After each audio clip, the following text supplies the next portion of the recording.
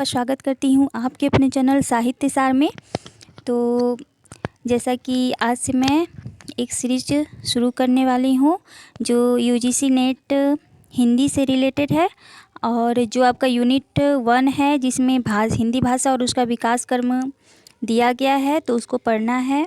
उसमें जितने भी व्याकरण से भी हैं मैं सारे लेकर आऊँगी, और आज इसका फर्स्ट भाग है। तो पहले यूनिट बाय यूनिट में कराने वाली हूँ। तो आज जो है हिंदी भाषा और उसका विकास से हम क्वेश्चन लेने वाले हैं, उसको समझने वाले हैं, ठीक है, कि किस तरह हिंदी भाषा और का विकास हुआ। तो चलिए बिना विलम्ब किए आगे बढ़ते हैं। और अगर मेरी वीडियो पसंद आ रही है तो ज़रूर से मेरे चैनल को सब्सक्राइब शेयर लाइक कर दें, ठीक है। तो चलिए, तो जैसा कि आप लोग को सिलेबस पता ही होगा, और जून का तो अभी एग्ज़ाम ख़त्म ही हुआ है और अब दिसंबर में एग्ज़ाम होना है। तो आज से हम तैयारी करने वाले हैं यूजीसी नेट का। तो आज भाग 1 है, इकाई 1 का अध्ययन करेंगे, तो जिसमें हिंदी भाषा और उसका विकास क्रम को देखना है, किस तरह भाषा का विकास हुआ। तो चलिए इसमें सबसे पहले देख लेते हैं कि भारतीय आर्य भाषा का विकास क्रम क्या था, किस तरह उसका विकास हुआ है और किस तरह वो आधुनिक काल में प्रवेश करता है। तो सबसे पहले देख लेते हैं। इसमें भारतीय आर्य भाषा का जो विकास क्रम था, सबसे पहले था प्राचीन भारतीय आर्य भाषाएँ, जिसका समय पीरियड था 1500 ईस्वी पूर्व से 500 ईसा पूर्व तक। उसके बाद मध्यकालीन भारतीय आर्य भाषा का विकास क्रम था 500 ईसा पूर्व से 1000 ईसा पूर्व तक। उसके बाद आधुनिक भारतीय भाषा का जो विकास क्रम था वो 1000 ईस्वी सन से अब तक का है। तो इस तरह इसका टाइम पीरियड है, और कई बार यहाँ से क्वेश्चन पूछे जा चुके हैं, तो इसको आप ध्यान में रखिएगा। अगला देख लेते हैं। अब देखते हैं कि प्राचीन भारतीय आर्य भाषा का जो विकास क्रम था वो, उसके बारे में जो तथ्य हैं, जो महत्वपूर्ण तथ्य हैं, उसको मैं आप तक लेकर आई हूँ। तो चलिए देख लेते हैं इसका जो समय पीरियड था वो 1500 ईस्वी पूर्व से 500 ईस्वी पूर्व तक माना जाता है। और इस वर्ग में भाषा के 2 रूप उपलब्ध होते हैं जो देखा जा चुका है, जिसमें है वैदिक संस्कृत और लौकिक संस्कृत है। तो वैदिक संस्कृत जो है इसे वैदिक भाषा, वैदिकी छंद या प्राचीन संस्कृत भी कहा जाता है, ठीक है। वैदिक भाषा का प्राचीनतम रूप जो है ऋग्वेद में मिलती है, सुरक्षित है, वहाँ पे मिल जाती है। यद्यपि अन्य तीनों संहिताओं, ब्राह्मण ग्रंथों तथा प्राचीन उपनिषदों आदि की भाषा भी वैदिक ही है, किंतु इन सभी में भाषा का एक ही रूप नहीं मिलता है, ये आपको पता होनी चाहिए। ऋग्वेद के दूसरे मंडल में 9वें मंडल तक की भाषा ही सर्वाधिक प्राचीन है। जो ऋग्वेद में दूसरे मंडल के 9वें मंडल का जो भाषा है वो सबसे ज़्यादा प्राचीन है, तो ये आपको याद होना चाहिए। ये अवस्था के अत्यधिक निकट है। शेष संहिताओं तथा अन्य ग्रंथों के भाषा ही प्राचीनतम है, ठीक है। इसी प्रकार वैदिक भाषा के 2 अन्य रूप, दूसरा और तीसरा भी वैदिक साहित्य में मिलता है। दूसरे रूप मध्य देशीय भारत का तथा तीसरे रूप पूर्वी भारत का प्रभाव लक्षित होता है। इसमें ज्ञात होता है कि वैदिक भाषा का प्रवाह अनेक शताब्दियों तक रहा होगा। विद्वानों का विचार है कि वैदिक भाषा का जो रूप हमें आज वैदिक साहित्य विशेषतः ऋग्वेद में मिलता है वह तत्कालीन साहित्यिक भाषा ही थी, बोलचाल की भाषा नहीं थी। जो पहले ऋग्वेद की जो भाषा थी, जिसे वैदिक संस्कृत के नाम से जाना जाता है, तो पहले वो बोलचाल की भाषा नहीं थी, वो ग्रंथ थे, वेद उपनिषद इत्यादि जितने भी थे वो बोलचाल की भाषा उसमें नहीं देखी जाती थी, ठीक है। अगला देख लेते हैं। तत्कालीन बोलचाल की जो भाषा थी, भाषा को जानने का कोई साधन आज हमें उपलब्ध नहीं है। हाँ, साहित्यिक वैदिक के आधार पर हम उसका कुछ अनुमान अवश्य ही कर सकते हैं। तो जैसा कि वैदिक संस्कृत था, उसका ऐसा नहीं था कि उस समय का जो बोलचाल क्या रहा है या उस समय का जो टाइम पीरियड था उसका तत्कालीन किस तरह उसका बोलचाल का रहन सहन था, ये तो उतना उपलब्ध नहीं है। लेकिन हाँ, जो संहिताएं हैं, जो वैदिक संहिताएं हैं, उसमें जो उसका जो वैदिक सिद्धांत थे वही उसमें परिलक्षित थे, ना कि उसका बोलचाल में उपयोग होता था। अगला देख लेते हैं कि लौकिक संस्कृत जो था वो प्राचीन भारतीय आर्य भाषा का दूसरा रूप कहा जाता है। ठीक है, तो इसी को लौकिक संस्कृत या क्लासिकल संस्कृत भी कहा जाता है। यूरोप में जो स्थान लैटिन भाषा का है वही स्थान भारत में संस्कृत का है। तो संस्कृत को जननी, भाषा का जननी इसी कारण बोला गया है कि संस्कृत से ही हमारा जो आधुनिक भाषा है, ये जितने भी पाली प्राकृत भाषाएं हैं वो संस्कृत से ही चली आ रही है। तो संस्कृत हमारी भाषा की माता है, जननी है, इसीलिए संस्कृत को भाषा का जननी बोला गया है। भारत में रामायण महाभारत में भी पहले से लेकर आज तक संस्कृत में साहित्य रचना हो रही थी। तो ये तो आप लोगों को ज्ञात ही है कि भारत में जो है वो पहले से ही, ऐसा नहीं कि अचानक से कोई रामायण या महाभारत या अन्य ग्रंथ कोई मिल गया, नहीं, ऐसा नहीं है। उसका इतिहास जो है वो पुरातन युग से ही चला आ रहा है। तो पहले से ही लौकिक संस्कृत में जितने भी हैं ग्रंथ वो रचे जा चुके थे। ठीक है, गुप्त काल में संस्कृत की सर्वाधिक उन्नति हुई थी। तो संस्कृत की कब ज़्यादा उन्नति हुई थी? तो गुप्त काल में, गुप्त पीरियड में। इसका साहित्य विश्व के समृद्धतम साहित्यों में से एक है। वाल्मीकि, व्यास, कालिदास आदि इसकी महान विभूतियाँ हैं। ठीक है, विश्वविख्यात महाकवि कालिदास का अभिज्ञान शाकुंतलम नाटक संस्कृत भाषा का श्रृंगार है। यानी संस्कृत भाषा में जो कालिदास द्वारा अभिज्ञान शाकुंतलम रचा गया जो ग्रंथ, वो विश्वविख्यात ग्रंथ है, जो महाकवि कालिदास का लिखा गया ग्रंथ है। विश्व की अनेक भाषाओं में संस्कृत के अनेक ग्रंथों का अनुवाद हुआ। विश्व का जो भाषाएं थी वो संस्कृत के अनेक ग्रंथों का उसमें अनुवाद देखा गया है। ठीक है, भाषा विज्ञान की दृष्टि से संस्कृत का महत्व बहुत अधिक है। संस्कृत के अध्ययन के कारण ही यूरोप में आधुनिक युग में तुलनात्मक भाषा विज्ञान का प्रारंभ हुआ।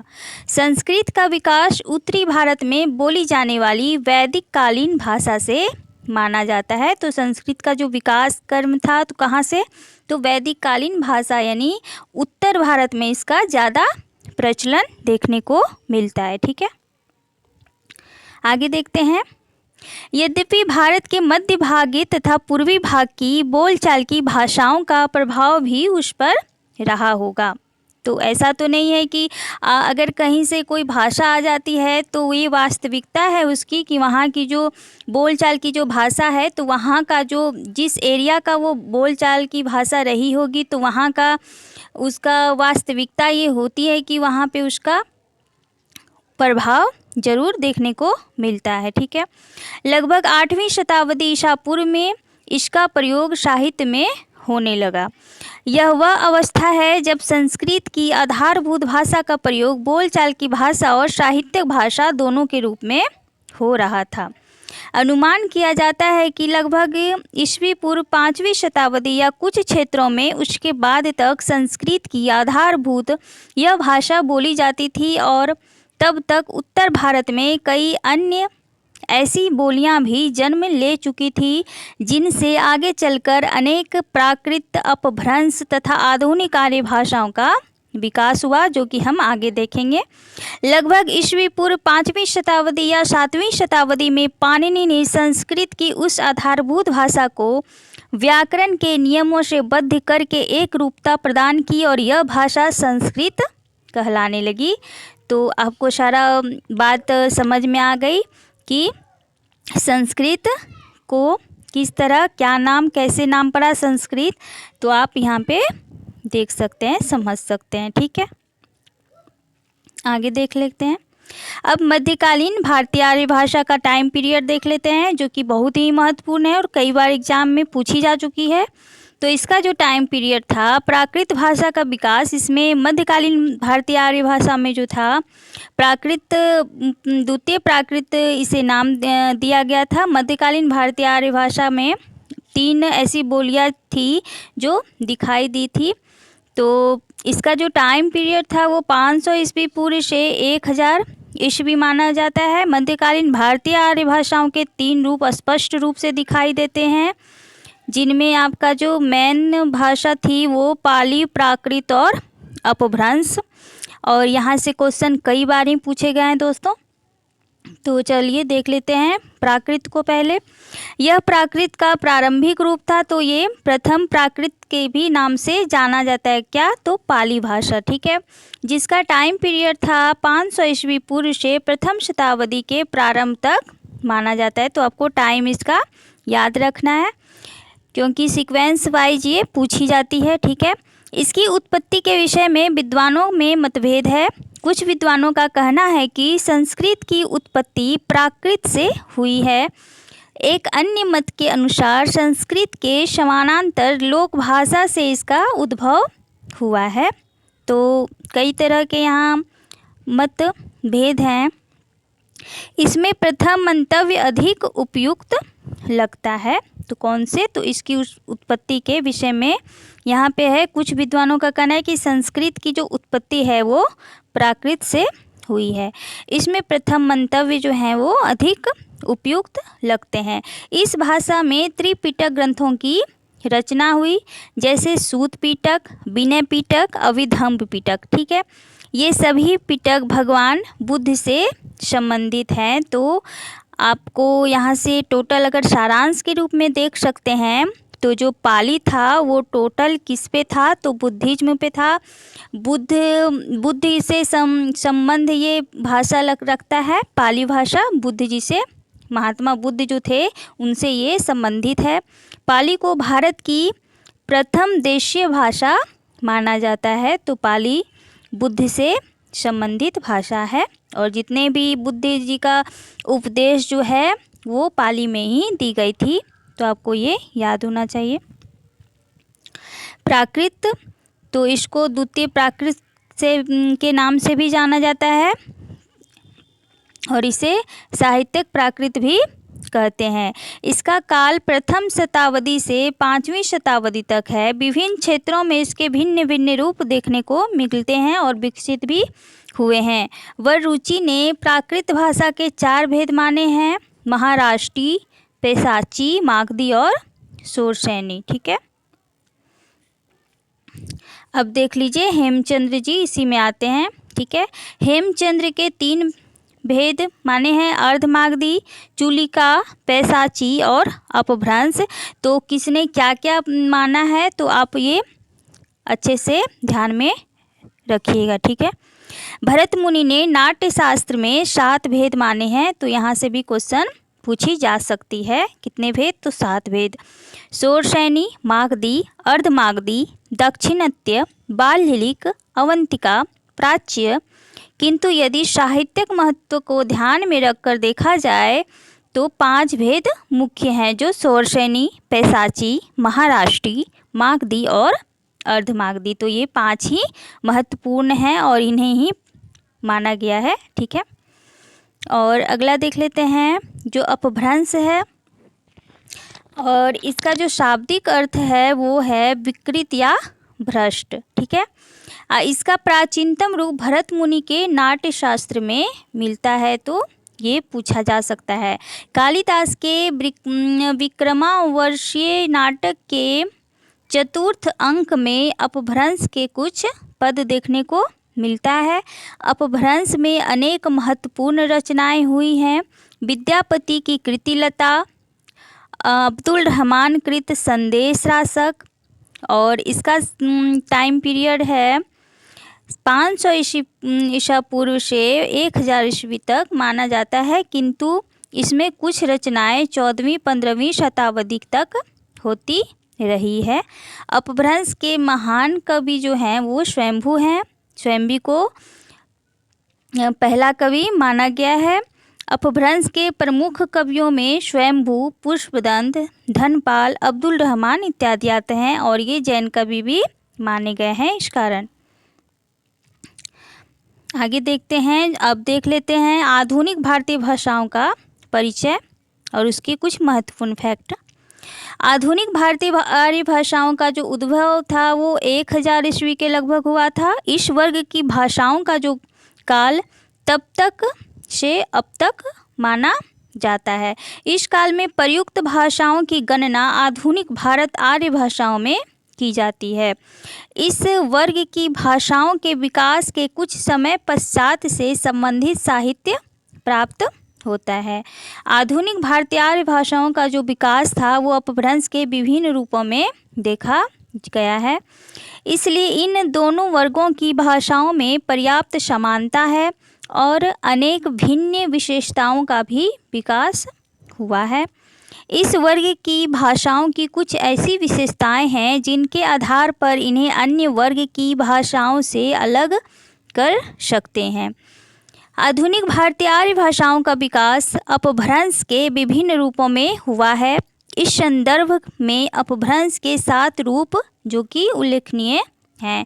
अपभ्रंश आधुनिक भारतीय आर्य भाषाएं जिसमें है शौरसेनी, जिसमें पश्चिमी हिंदी, गुजराती, राजस्थानी आते हैं, महाराष्ट्री जो कि मराठी आते हैं, मागधी में बिहारी, बंगला, उड़िया, असमिया, अर्ध मागधी में पूर्वी हिंदी को लिया जाता है, पैसाची में लहंदा, पंजाबी, वार्चर, सिंधी और खस्से पहाड़ी ये आते हैं। ठीक है, तो आज यहीं तक रहने देते हैं। अगला जो जितने भी भाषा साहित्य से जितने भी क्वेश्चन पूछे जाते हैं मैं पूरे ही करवाने वाली हूँ। भाषा साहित्य को जो यूनिट 1 है उसको मैं कंप्लीट करवाऊँगी और ऐसे ही जितने भी 10 यूनिट हैं आपके सिलेबस में लगी हुई मैं आपको सारे ही कराने वाली हूँ। तो आज मैंने इसका शुरुआत किया है, कल से मैं रेगुलर क्लास लूँगी। ठीक है, तो आप ज़रूर से मेरे चैनल से बने रहें ताकि आप तक मेरा वीडियो पहुँचे। और आज के लिए बस इतना ही, पढ़ते रहें और दिसंबर का तैयारी यूँ ही करते रहें। चलिए, थैंक यू सो मच।